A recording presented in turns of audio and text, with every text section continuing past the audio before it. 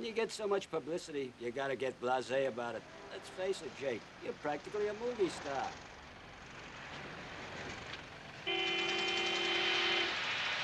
Look at that, Barn. Yeah, the heat's murder. Sure is. Fools' names and fools' faces. What's that, pal? Nothing. You got a hell of a way to make a living. Oh? And what do you do to make ends meet? Mortgage department, First National Bank. Tell me, did you foreclose on many families this week? We don't publish a record in the paper, I can tell you that. Neither do I. No. You have your press agent do it. Who is this bimbo, Barney? Is he a regular customer or what? Yeah, listen, pal, I make an honest living. People only come to me when they're in a desperate situation. I help them out. I don't kick families out of their houses like you bums down at the bank do. Jake, can I tell you about the guy who... Maybe you'd like to step down out of the barber chair. Maybe we go outside and discuss it. What do you think? Oh, come on. Jake, let me tell you about the guy who got tired of I don't know screwing his how wife that thing got in the newspaper. It was so quick I didn't even know it myself. Of course you did. Make an honest living. Of course you do. Huh? Well, anyway, this guy who got tired of screwing his wife, and he said to his friend, An honest living, so the understand? guy says, why don't you do what the Chinese do? He says, what do the Chinese do? He says, the Chinese, they screw a little, and they get tired. Duffy. Hey, Walsh! Sophie, go to little girl's room for a minute. Jake.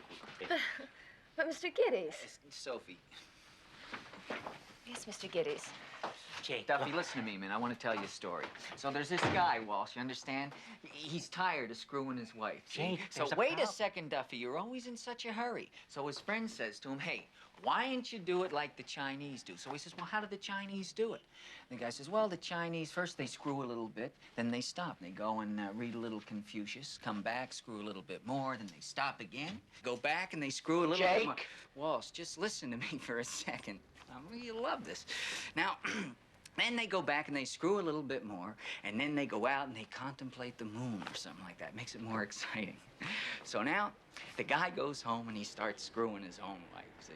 So he screws her for a little bit, and then he stops, and he goes out of the room, and he reads Life magazine. Then he goes back in, he starts screwing again. He says, excuse me for a minute, honey, and he goes out and he smokes a cigarette. Now, his wife is getting sore as hell. He comes back in the room, he starts screwing again. He gets up to start to leave again to go look at the moon. She looks at him and says, hey, what's the matter with you? You're screwing just like a Chinaman. Jesus. That Barney...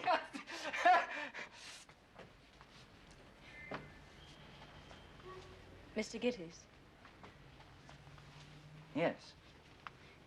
do you know me? Well, I